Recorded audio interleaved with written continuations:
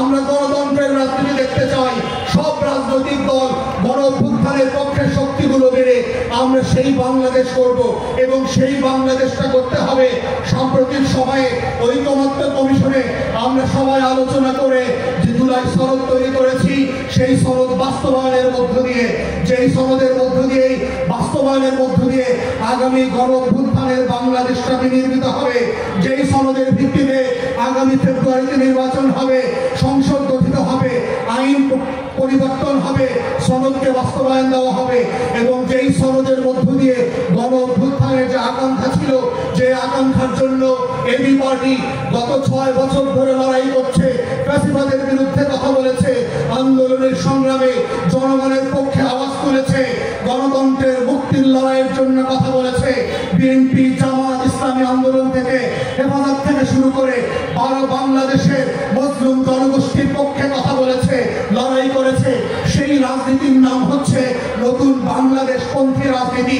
এই বাংলাদেশ পন্থী রাজনীতির জায়গাতে হচ্ছে এবি পার্টি সমস্যা সমাধানের রাজনীতিকে ইন্ট্রোডিউস করে যেই রোল মডেল কান্ট্রি করতে চায়, সেই দেশটার নাম হবে কল্যাণ রাষ্ট্র। যেই রাষ্ট্রে আপনার ছেলে মেয়েদেরকে আমাজনের জঙ্গলে 3 মাস পাড়ি দিয়ে আমেরিকাতে অবৈধভাবে ঢুকতে হবে না, সাইবেরিয়ার বরফ মণ্ডিত ম্যাসেডোনিয়া এবং সেন্ট্রাল এশিয়াতে থেকে মাসের পর মাস কঙ্কাল হয়ে পড়তে হবে না।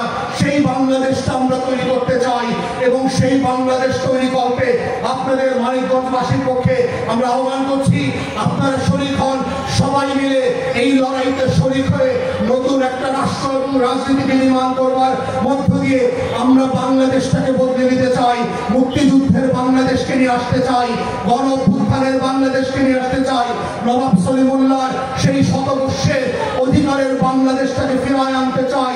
লাহোর প্রস্তাবের ভিত্তিতে যেই পাকিস্তান রাষ্ট্র হয়েছিল কিন্তু অধিকার দিতে না পারার কারণে ব্যর্থ হয়েছে, সেই ব্যর্থতার কারণে বাংলাদেশকে আমরা হাঁটতে দিতে চাই না, বরং অধিকারের রাজনীতি প্রতিষ্ঠিত করে বাংলাদেশকে যেন জিতানো যায়, বাংলাদেশকে পৃথিবীতে সিঙ্গাপুর, মালয়েশিয়া, তাইওয়ানের মতো রাষ্ট্র বানানো যায়।